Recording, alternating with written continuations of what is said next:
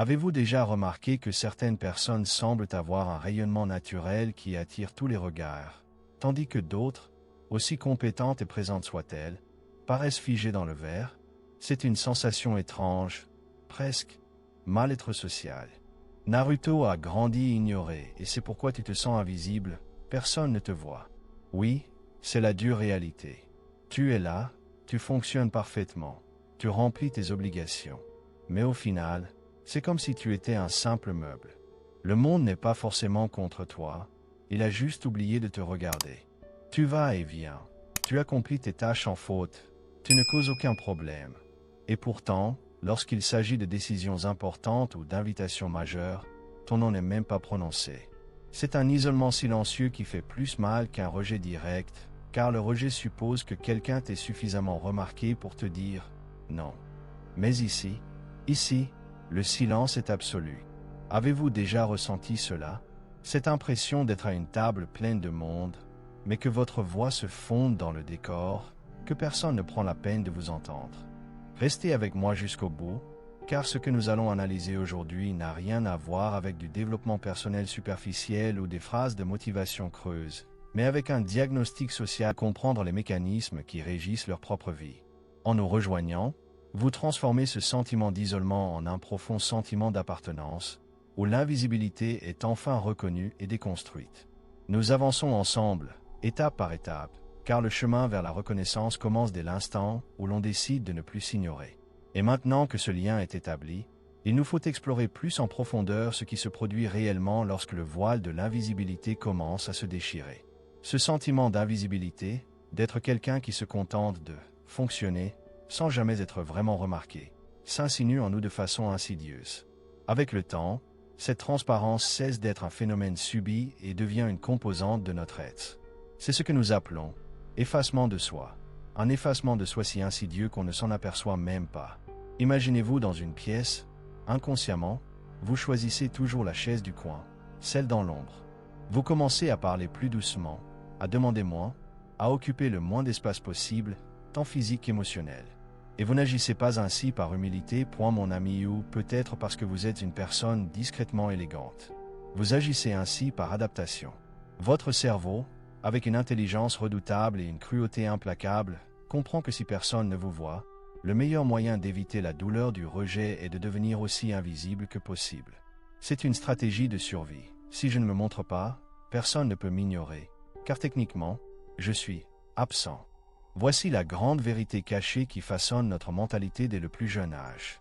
On nous apprend à être la personne qui ne dérange personne, celle pour qui tout va bien, même quand rien ne va. C'est comme s'il existait un contrat invisible passé avec le monde. Je ne cause pas de problème. Et en échange, vous me laissez tranquille dans mon coin. Mais le prix de ce contrat, c'est notre impact sur la vie des autres. Quand on accepte ce rôle secondaire, on finit par croire que notre importance est nulle. Et voici un point fondamental que peu de gens ont le courage d'analyser en profondeur. La douleur la plus profonde n'est pas tant le manque d'amour. On peut supporter le manque d'amour de certaines personnes, situation familière à beaucoup, mais rarement analysée sous cet angle aussi froid et direct. Imaginez un garçon dans un village, un peu comme Naruto au début de son histoire.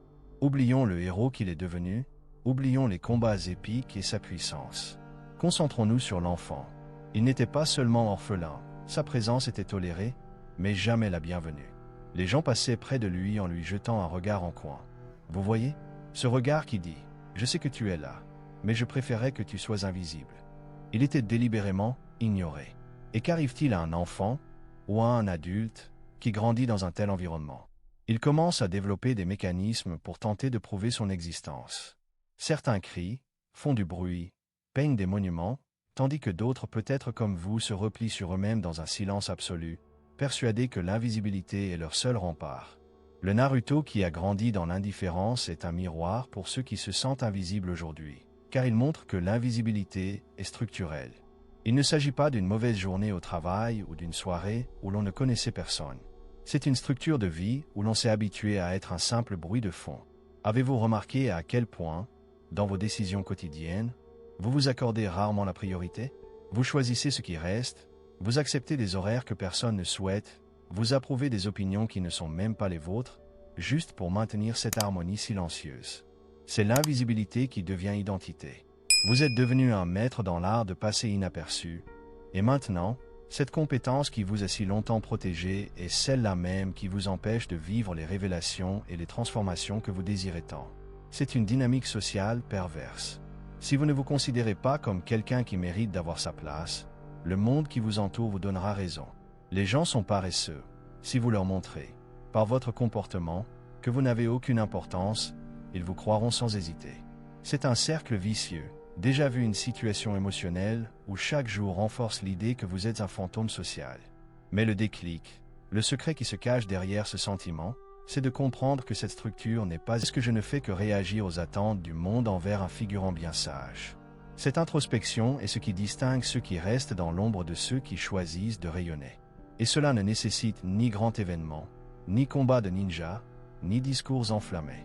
Cela commence dans le silence de vos pensées, dans la décision que vous prenez, aujourd'hui, de ne plus vous excuser d'occuper l'espace où vous vous tenez. Le chemin pour déconstruire cette identité invisible est long, mais la première étape consiste à reconnaître que l'armure que vous portez ne vous protège plus. Elle vous entrave. Elle vous empêche de respirer, de grandir et de ressentir la chaleur d'une véritable reconnaissance. Il s'agit d'un changement en coulisses, d'une reconfiguration complète de la façon dont vous vous présentez à la vie. Et croyez-moi, lorsque vous commencerez à modifier la fréquence de votre propre présence, le monde n'aura d'autre choix que de se connecter à vous. Écrivez en commentaire, cela me paraît logique. Je veux savoir si vous aussi trouvez que cette armure d'invisibilité est déjà trop lourde à porter. Ce sentiment de lourdeur dont nous parlions il y a un instant, c'est ce que nous appelons souvent en France, le mal du siècle, une mélancolie silencieuse née de la vie dans une société extrêmement raffinée, mais profondément distante. Si l'on s'arrête pour analyser nos rouages internes, la culture française présente cette caractéristique fascinante, en même temps, dévastatrice. Nous valorisons l'autonomie par-dessus tout. On nous apprend dès notre plus jeune âge à être indépendants, à ne pas importuner les autres avec nos problèmes et que la discrétion est la plus haute vertu d'un citoyen respectable. Il en résulte une éducation affective fondée sur un contrôle rigoureux. On nous apprend à maintenir, joyeux, une froideur d'esprit et une efficacité digne d'une horloge suisse au beau milieu d'une avenue animée. Le problème, c'est que lorsqu'on fonctionne trop bien sans jamais demander d'aide, le monde comprend qu'on a besoin de rien. Et quand on a besoin de rien, on passe inaperçu. C'est là que la vérité cachée de notre mentalité commence à se révéler au grand jour. Nous vivons dans un monde de relations formelles impeccables, où le « bonjour » est de rigueur, mais où la véritable connexion est facultative de son rôle. Mais au final, on a l'impression d'être un simple figurant dans sa propre histoire.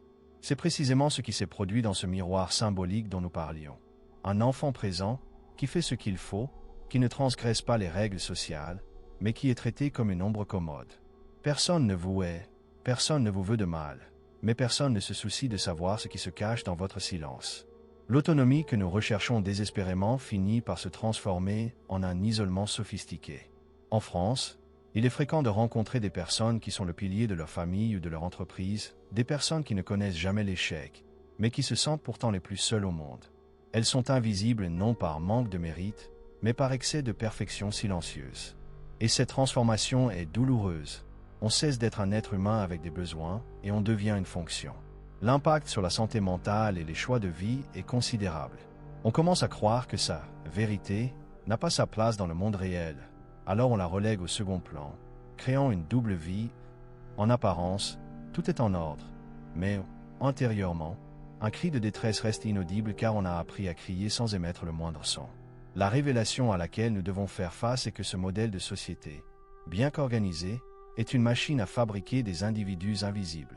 On nous apprend à ne pas être un poids pour les autres, et dans cette tentative d'être aussi léger qu'une plume, nous finissons par devenir aussi insignifiants que l'air. Avez-vous déjà eu l'impression que vos conversations ne portaient que sur des faits, des emplois du temps et des tâches, jamais sur qui vous êtes vraiment? C'est le reflet d'une culture qui privilégie la fonctionnalité au détriment des émotions. C'est un constat social froid, je le sais, mais il est essentiel pour comprendre pourquoi l'invisibilité est devenue notre identité par défaut. J'aimerais maintenant approfondir ce sujet, car identifier cette structure ne représente que la moitié du chemin. L'autre moitié consiste à comprendre comment briser ce cycle de respect sans intimité qui nous emprisonne. Lorsque nous décidons de ne plus être de simples rouages silencieux d'une machine, Nous devons être prêts à en assumer les conséquences sur notre entourage, appris à disparaître émotionnellement. Nous sommes devenus experts dans l'art de ne pas être là, même lorsque nous sommes présents. Nous nous sommes réfugiés dans une punition intérieure où notre présence est purement fonctionnelle et notre âme est enfermée dans un tiroir, à l'abri des regards, inaccessible à tous. Ce retrait stratégique a un impact profond sur vos décisions professionnelles et relationnelles. Vous acceptez moins que ce que vous méritez car, au fond, votre état d'esprit est conditionné à croire que tout vaut mieux que le vide de l'indifférence. Si quelqu'un vous accorde un peu d'attention, vous vous sentez éternellement redevable car vous ne croyez pas que votre présence, en elle-même, ait la moindre valeur. C'est une distorsion de la réalité qui transforme des personnes exceptionnelles en professionnels qui ne demandent pas d'augmentation, en amis qui cèdent toujours et en partenaires qui s'effacent pour préserver la paix. Vous craignez que si vous commencez à prendre de la place, les gens réalisent que vous êtes un fardeau et décident qu'il vaut mieux pour vous que vous retourniez à l'invisibilité. J'aimerais maintenant approfondir ce sujet, car ce sentiment d'être à part n'est pas qu'une simple impression passagère. C'est une configuration de notre système de fonctionnement mental. Quand on grandit en se sentant invisible, on cesse de chercher à être vu et on commence à chercher à être utile. On troque son identité contre son utilité. Si je suis vraiment utile, peut-être qu'ils me laisseront rester, murmure une petite voix intérieure. Et le monde, qui n'est pas dupe, accepte ce marché. Le monde apprécie les personnes utiles qui ne se plaignent pas et qui ne demandent rien en retour, si ce n'est un signe de tête. Mais être utile ne signifie pas être vu. On peut être la pièce maîtresse d'une machine et n'être qu'une pièce parmi d'autres, quelque chose que personne ne remarque tant que la machine fonctionne. La grande transformation survient lorsqu'on réalise que notre utilité ne comblera jamais le vide de notre invisibilité. On peut exceller dans tout ce que l'on entreprend, être le citoyen le plus exemplaire. Mais si l'on n'apprend pas à s'approprier son identité et sa voix, on continuera de ressentir cette froideur existentielle. La peur de déranger est, en réalité, la peur d'être authentique. Être authentique dérange, être authentique fait du « suis là et j'ai de l'importance ». Souvent, nous nous surprenons à observer les autres et à nous demander « Comment font-ils ? Comment peuvent-ils dire ce qu'ils pensent sans s'excuser ? Comment peuvent-ils rire aux éclats, sans se soucier du jugement des autres ?» La réponse est à la fois simple et complexe. Ils n'ont pas grandi avec le poids de la transparence. Ils ont appris que l'espace est un droit, et non un privilège accordé par la bienveillance d'autrui.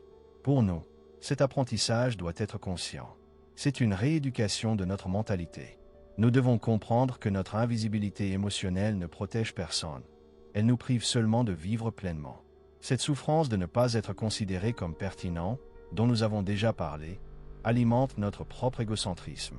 Plus nous nous cachons pour éviter d'être blessés, plus nous confirmons au monde que nous n'avons pas besoin d'être remarqués. C'est un cercle vicieux, déjà vicié et cruel. Tu te caches parce que l'indifférence te fait souffrir. Mais en te cachant, tu t'assures d'être ignoré. Pour briser ce cercle vicieux, il faut affronter l'inconfort d'être vu, avec toutes tes imperfections et tes faiblesses. Il s'agit d'accepter que certaines personnes n'apprécient pas ton apparence, et c'est normal, car le « non » de quelqu'un qui te voit est infiniment plus digne que le « rien » de quelqu'un qui ignore jusqu'à ton existence. Grandir dans l'ombre a un prix. Certes, mais ce n'est pas une fatalité. Découvrir qu'il est temps de prendre des décisions en fonction de ses propres désirs, et non de ce qui nous maintient dans l'ombre, est une révélation qui change tout. On réalise alors que le monde ne s'arrête pas quand on dit « non » ou qu'on exprime un désir. Au contraire, il s'illumine. Les autres apprennent à connaître une personne réelle, et non plus une ombre. Et même si cela peut surprendre au début, c'est le seul moyen de tisser des liens authentiques, fondés sur qui l'on est vraiment, et non sur notre capacité à nous effacer. C'est un travail de déconstruction des rouages de votre âme. C'est regarder cet enfant qui a appris à ne pas déranger et lui dire qu'il peut désormais s'exprimer librement. Qu'il n'y a rien de mal à vouloir de l'attention, à vouloir être choisi, à vouloir être la personne la plus importante pour quelqu'un. Ces désirs ne sont pas d'être dans une impasse. L'impacite, l'invisibilité chronique est une sorte d'impassé bouleversant. On a envie de partir. Mais où aller quand la place qu'on devrait occuper semble inexistante? Parler de surmonter cette épreuve est vain, car cela suppose que le problème soit résolu. Mais comment surmonter ce qui fait partie intégrante de soi? Comme nos yeux perçoivent la lumière et nos oreilles filtrent le silence, la dure réalité, c'est qu'on ne se débarrasse jamais vraiment de cette marque. Elle devient une partie de soi. Mentalité, un filtre à travers lequel vous verrez toujours le monde. Vous serez toujours celui ou celle qui remarque le détail que personne d'autre n'a vu, qui perçoit le silence pesant, qui devine qui se cache dans l'ombre. Ce n'est pas une fin heureuse, et ça ne devrait pas l'être. La vraie vie n'exige pas de fins heureuses, elle exige une prise de conscience. Accepter d'avoir grandi ignoré ne signifie pas s'accepter passivement et résigner. C'est en réalité un diagnostic social glacial. Vous avez été façonné par un manque. Et ce manque a un impact qui influence encore vos décisions aujourd'hui. Ce que vous ferez de cette information ne vous apportera pas forcément la paix, mais une lucidité douloureuse. La lucidité de comprendre que chaque fois que vous vous effacez dans une conversation, ce n'est pas par politesse, mais par réflexe conditionné, celui de quelqu'un qui a appris que son espace est dangereux. C'est comprendre que chaque décision de ne pas demander ce que l'on veut est une brique de plus dans le mur qui nous sépare de la réalité. J'aimerais maintenant approfondir ce sujet. Car que se passe-t-il lorsque l'on cesse de chercher une solution et que l'on se contente d'observer les faits? Une révélation à la fois terrible et libératrice se produit. Le monde ne vous rendra jamais ce que vous avez perdu. Ni les « j'aime », ni les postes à responsabilité, ni les déclarations d'amour ne pourront effacer le fait qu'à un moment crucial, vous étiez invisible aux yeux de ceux qui auraient dû vous voir. L'impact de cette vérité est dévastateur si vous attendez une solution extérieure. Mais si vous l'acceptez comme une fatalité, à l'instar du froid mordant de l'hiver parisien, vous cessez de lutter contre le vent et apprenez à vivre avec. La vérité cachée, c'est que la plupart des gens sont trop occupés à gérer leurs propres failles pour remarquer les vôtres. Votre humanité. Le prix à payer pour être vu, c'est l'imperfection. Tant que vous êtes invisible, vous pouvez entretenir l'illusion d'être sans défaut. Dès que vous devenez solide, vos failles apparaissent. Et c'est à ce moment-là que beaucoup se retirent. Ils préfèrent la sécurité de la transparence au risque d'être perçus comme des êtres humains imparfaits et limités. Il n'y a pas de solution miracle.